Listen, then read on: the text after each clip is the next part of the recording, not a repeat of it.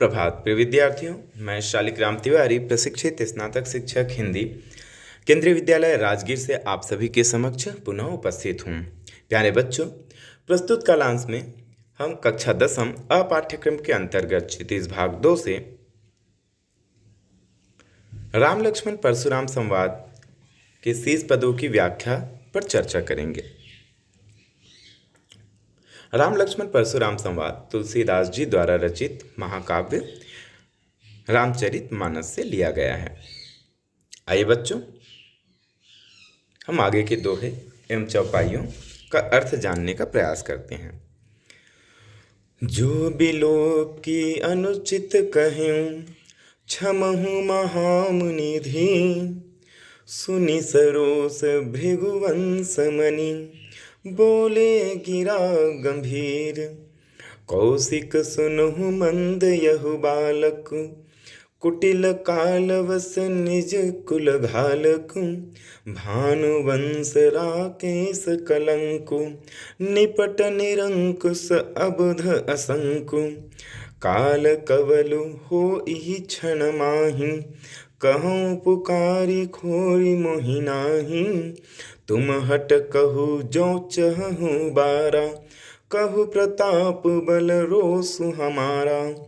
लखन कहु मुनि सुजसु तुम्हारा, तुम हहि अछत को बरन पारा।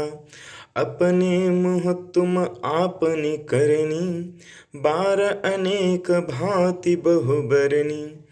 नहीं संतोषु तपुनि कछु कहूँ, जनि रिस रोकी दुसह दुख सहूँ। वीर व्रती तुम धीर अछोभा, गारी देत न पावहु शोभा। आइए बच्चों, प्रस्तुत अंश में आए कुछ कठिन शब्दों के अर्थ से हम परिचित हो जाते हैं। धीर जो शब्द आया है उसका अर्थ है धैर्यवान, धीरज रखने वाला। सरोस अर्थात क्रोध सहित, क्रोध से युक्त। गिरा अर्थात वाणी, वचन, बोली। कौशिक अर्थात विश्वामित्र जी। विश्वामित्र जी क्षत्रिय राजा हैं जिनका जन्म कौशिक वंश में हुआ है। इस कारण इनका नाम कौशिक के रूप में इनका संबोधन दिया गया है। कुटिल धूर्त या कुबुद्धि। निज कुल अपना वंश। घालकु अर्थात नाश करने वाला। भानुवंश सूर्यवंश, राम जी सूर्यवंश में उत्पन्न हुए थे। राकेश चंद्रमा को कहा जाता है। निरंकुश अर्थात अनियंत्रित, जो उद्दंड हो, जिस पर काबू न पाया गया हो। अबुध अर्थात नासमझ, नादान, मूर्ख। असंकु जिसे किसी भी प्रकार का डर न हो, निडर या शंका से रहित। काल कवलु, काल का अर्थ मृत्यु और कवलु अर्थात होता है निवाला, ग्रास, तो मृत्यु का निवाला। खोरी अर्थात दोष। हट कहु मना करने पर। उबारा अर्थात उबारना, बचा लेना। सुजसु अर्थात सुंदर, यश या कीर्ति। अछत, अछत अर्थात को छोड़कर या के अलावा। बरनी अर्थात वर्णन करना। वीर व्रती अर्थात वीरता का व्रत धारण किया हुआ पुरुष। अक्षोभा अर्थात शांत, जिसे किसी भी प्रकार का क्षोभ ना हो, जो धीर हो, धीर वीर हो, धैर्यवान हो, और जो घबराया हुआ ना हो। आइए बच्चों, हम प्रस्तुत चित्र से अवगत होते हैं। विश्वामित्र जी के बारे में यहाँ पर आया हुआ है। उन्होंने कहा, परशुराम जी ने लक्ष्मण जी के बड़बोलेपन का जवाब देते हुए उनको बार बार समझाने के लिए विश्वामित्र जी को संबोधित किए कि सुनहु कौशिक। तो कौशिक वंश में विश्वामित्र जी का जन्म हुआ था और वो वास्तव में राजा थे। तो उनको उन्होंने संकेत किया। विश्वामित्र जी क्षत्रिय राजा थे, लेकिन जब से वो ऋषि मुनि हुए, यज्ञ आदि करने लगे, तब से उन्होंने युद्ध करना बंद कर दिया, क्योंकि वह क्षत्रियों के उचित कार्य था। और ये अब ऋषि मुनि बनकर ब्रह्मर्षि की उपाधि प्राप्त कर चुके थे। तो उन्होंने राजा दशरथ से याचना की और राम और लक्ष्मण को अपने यज्ञ आदि की रक्षा के लिए, राक्षसों से रक्षा करने के लिए उन्होंने उनको अपने साथ ले लिया। और इसी कालक्रम में राजा जनक के यहाँ सीता जी के स्वयंवर में राम लक्ष्मण जी भी उनके साथ उपस्थित हुए, जहाँ लक्ष्मण और परशुराम जी के बीच में यह संवाद बहुत देर तक चला, जो रौद्र और वीर रस से भरा पड़ा है। आइए बच्चों, अब इसके अर्थों की ओर हम चलते हैं। जो बिलो की अनुचित कहूँ, लक्ष्मण जी क्षमा याचना करते हुए परशुराम जी से कहते हैं कि हे महाराज, मैं आपको यदि गलत कह रहा हूँ, जो भी शब्द मैं आपसे कह रहा हूँ, कि उन्होंने पहले जो पद में उन्होंने कहा था कि आपको ये धनुष बाण उठाना या कुल्हाड़ी जो परसू आपने रखा हुआ है, फरसा इतना बड़ा शस्त्र रखा हुआ है, ये सब रखने की ज़रूरत नहीं है। आप बोल ही देते हैं ना, वही कठोर करोड़ों वज्र के समान गिर रहा है, लोग ऐसे ही मर जाएंगे। आप बोलो और आपको युद्ध करने की ज़रूरत ही ना पड़े। तो ऐसे वचन जो बिलो की, यदि आपको दिखता है अनुचित कहूँ, मैंने जो कुछ भी अनुचित कह दिया है, तो क्षमहु महामुनि धीर। हे महामुनि, यहाँ कर्मधारय समास आप आसानी से दे सकते हो। महामुनि, ऐसे मुनि जो महान हैं। तो क्षमहु महामुनि धीर, हे महामुनि, आप तो सभी ऋषि मुनियों में महान हैं और धीर वीर हैं, धीरज धरने वाले हैं, धैर्य रखते हैं। तो आप मुझे क्षमा प्रदान करें यदि मुझसे कुछ अनुचित निकल गया हो मेरे मुख से। सुनी सरोज, और इन बातों पर तो परशुराम जी का पारा और चढ़ गया क्रोध का। सुनी सरोज, क्रोध युक्त रहते हुए जब उन्होंने ऐसी बातें बोली या सुनी। भृगु वंश मणि, जो भृगु के वंश में मणि के समान सुशोभित हैं, भृगु वंश के मणि या भृगु वंश में मणि के समान है। बोले गिरा गंभीर, अर्थात गंभीर वचन उन्होंने बोला। फिर परशुराम जी ने ऐसी बातों को क्रोध युक्त जब उन्होंने सुना, तो उन्होंने गंभीर वाणी में बोलना शुरू किया। कौशिक सुनहु मंद यहु बालकु, आसान सा अर्थ है कि उन्होंने विश्वामित्र जी को कहा कि यह तो बालक है और यह बालक समझ नहीं रहा है मेरी बातों को या मेरे पराक्रम को, यह जान नहीं पा रहा है। कौशिक सुनहु, हे विश्वामित्र, तुम तो ऋषि मुनि हो और तुम मेरी बातों को अच्छे से समझोगे, तो तुम सुन लो। मंद यहु बालको, यह बालक मंद बुद्धि का है, इसके पास दिमाग नहीं है कि क्या उचित है और क्या अनुचित है, इसकी ये परख कर सके। तो तुम सुनो। कुटिल कालवश, यह बालक काल के वशीभूत होकर, काल के वश में आकर कुटिल हो गया, अर्थात इसकी बुद्धि काम नहीं कर रहा है, यह मूर्ख है, कुबुद्धि है।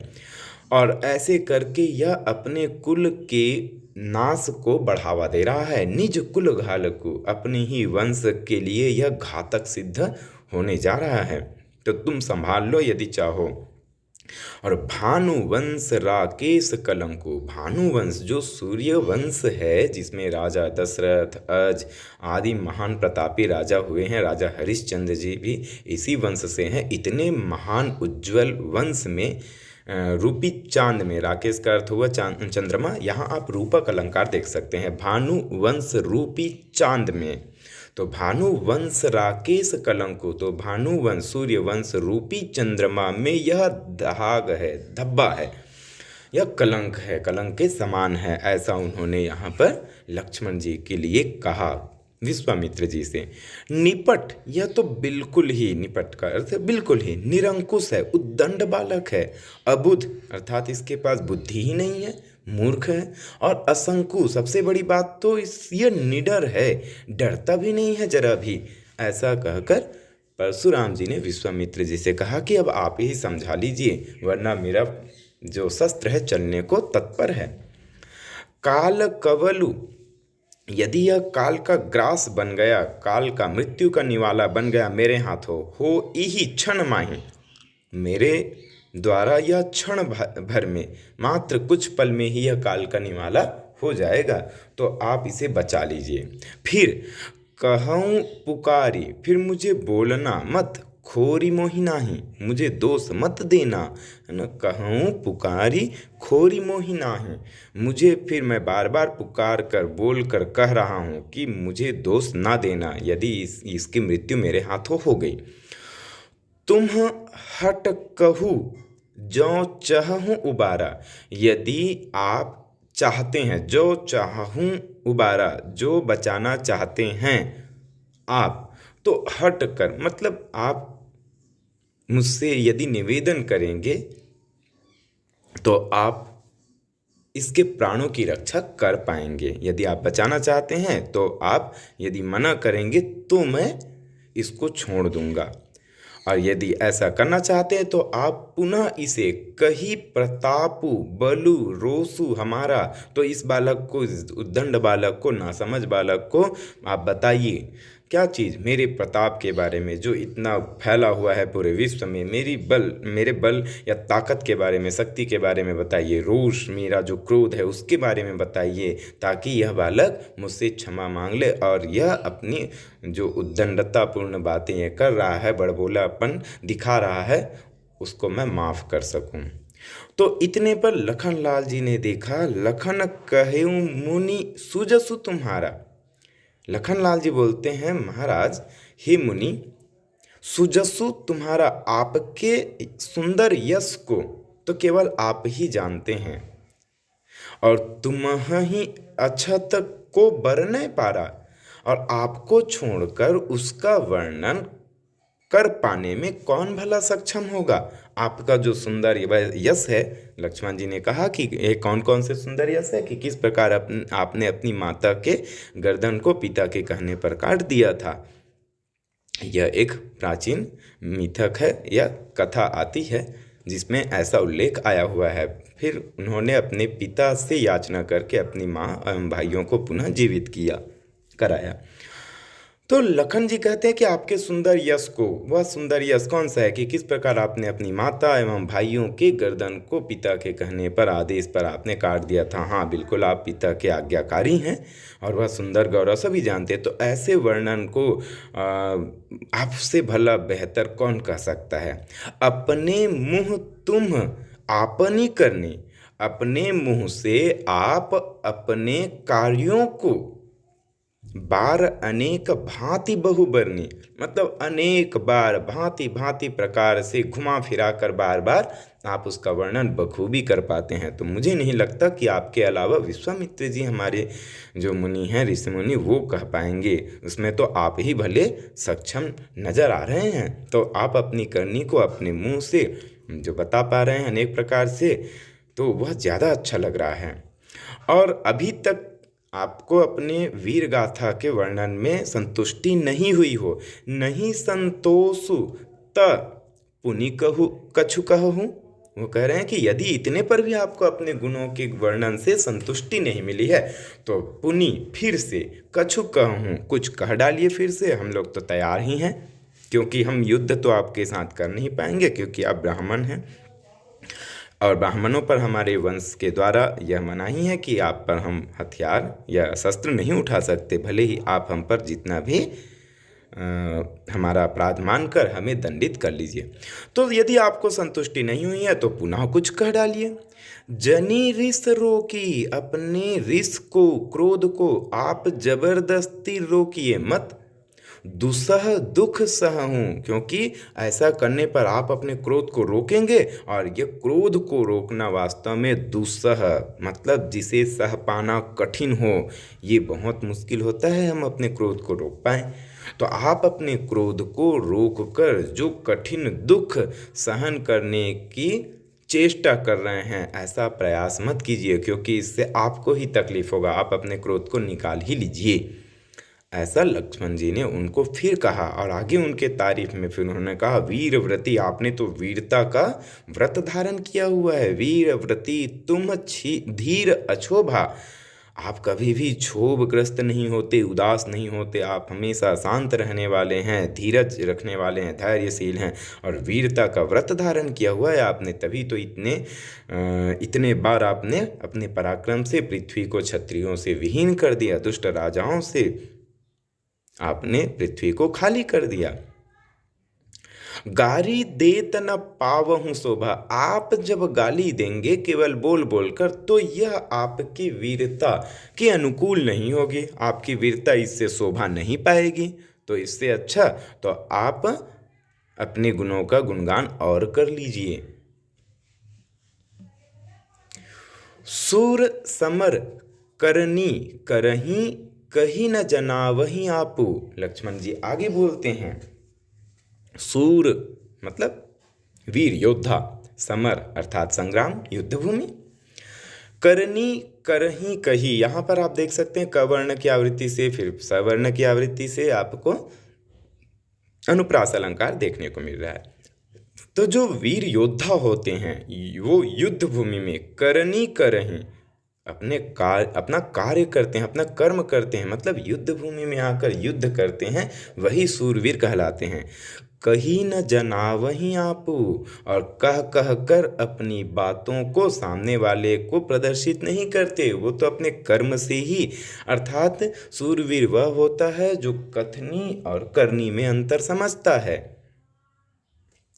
कि मैं जो करूँगा वह ही मान्य होगा, मेरे कहने मात्र से मेरे कार्य की सिद्धि नहीं होगी, मुझे इसके लिए अपने पराक्रम को दिखाना होगा।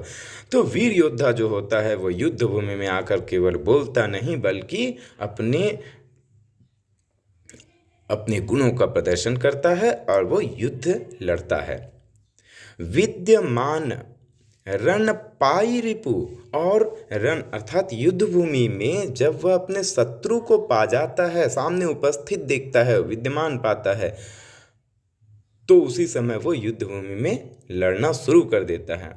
और कायर कथहि प्रताप, लेकिन शत्रु को युद्ध में उपस्थित पाकर जो कायर लोग होते हैं वह ही अपने गुणों का गुणगान करता है, नहीं तो वीरों के ये लक्षण है कि वह युद्ध करना शुरू कर देता है। तुम तो कालू हाँक जनु लावा। लक्ष्मण जी फिर समझाते, फिर कहते हैं उनको, परशुराम जी को, आपके वचन तो ऐसे लग रहे हैं महाराज जैसे तुम तो कालू, आप तो काल को हाँक लगाकर, हकारते हुए, जनु लावा आप बुला ही लेंगे लग रहा है मेरे लिए, मतलब आपके बोलने बस से मुझे मृत्यु आ जाएगी, ऐसा अब आभास होने लगा है ना। आप युद्ध तो करेंगे नहीं, ये आपकी वाणी से दिख रहा है, आप बोल बस रहे हैं युद्ध के लिए, परसा बस दिखाकर हमें डरा रहे हैं। बार बार पुनरुक्ति प्रकाश अलंकार, बार बार मोहि लागी बोलावा, मुझे तो ऐसा लगता है कि आप मेरे लिए मृत्यु देवता को ऐसे बोल बोल कर ही बुला ही लेंगे, बार बार आप मेरे लिए बुला रहे हैं। सुनत लखन के वचन कठोरा, लक्ष्मण जी के इस प्रकार के कठोर वचन को सुन करके परशु सुधारी, अपने शस्त्र को, भयानक शस्त्र को धरे कर घोरा, परशुराम जी ने अपने भयानक फरसे को अच्छे तरीके से हाथ में ले लिया। अब तो ये मरणहार हो गया है ऐसा सोचकर, अर्थात मरने योग्य है यह बालक, जरा भी समझ नहीं रहा है, मेरे गुस्से को बढ़ाया जा रहा है, यह सोचकर उन्होंने अपने परसे को सुधार कर हाथ में रख लिया, अच्छे तरीके से व्यवस्थित करके युद्ध की मुद्रा में।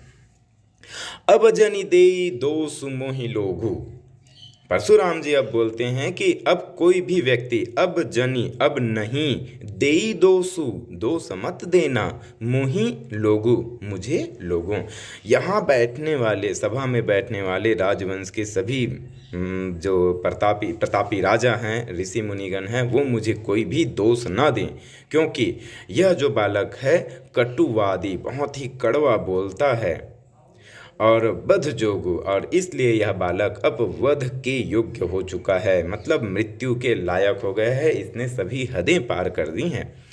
बाल बिलो की बहुत मैं बाँचा, इसे मैं बालक देख कर बहुत बार इसे बचाने का मैंने प्रयास किया। यहाँ अनुप्रास अलंकार आप देख सकते हैं। अब यहु मरनी हार भाव साँचा, अब तो वास्तव में यह सचमुच ही, अब यहु मरनिहार भा साँचा, साँचा अर्थात सचमुच, अब यह सचमुच में मरने के ही योग्य है, मरणहार है, तो अब मुझे कोई दोष ना दें। आइए बच्चों, यहाँ आए काव्यात्मक सौंदर्य की ओर। आगे बढ़ते हैं। प्रस्तुत अंश में तुलसीदास जी ने परशुराम जी द्वारा लक्ष्मण को सूर्यवंश के कलंक बताए जाने और अपने प्रताप से उनकी रक्षा के लिए परिचित कराने संबंधी तथ्यों को उल्लेखित किया है, और जिस पर लक्ष्मण जी ने और व्यंग कसा है कि यदि कुछ कसौटी रह गई हो तो उसे भी आप पूरी कर ही लीजिए। भाषा अवधि का प्रयोग किया गया है। छंद आपने देखा, दोहा छंद, जिसके प्रथम तृतीय चरण में 13 मात्राएं, द्वितीय एवं चतुर्थ चरण में 11 मात्राओं के योग से 24 मात्राओं का यह पद बनता है। और चौपाई आपने प्रत्येक चरण में देखा 16 मात्राएं होती हैं। रस के अंतर्गत यहाँ रौद्र एवं वीर रस का प्रयोग हुआ है। अलंकार के अंतर्गत आपने देखा रूपक अलंकार, भानु वंश राकेश कलंकु, इस पद में रूपक अलंकार आपको देखने को मिला।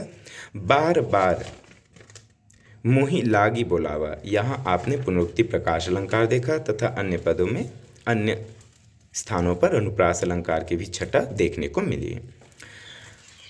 कर्मधारय समास आपने यहाँ पर देखा महामुनि, जहाँ व्याख्या के दौरान आपको बताया गया इस पद में जो शब्द आया महामुनि, वहाँ कर्मधारय समास है। तत्पुरुष समास के अंतर्गत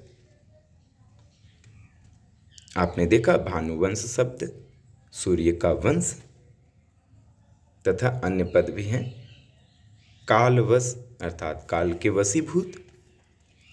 बहुव्रीहि समास, यह आप देख सकते हैं भृगुवंश मणि, यहाँ दोनों प्रकार के आप समास देख सकते हैं।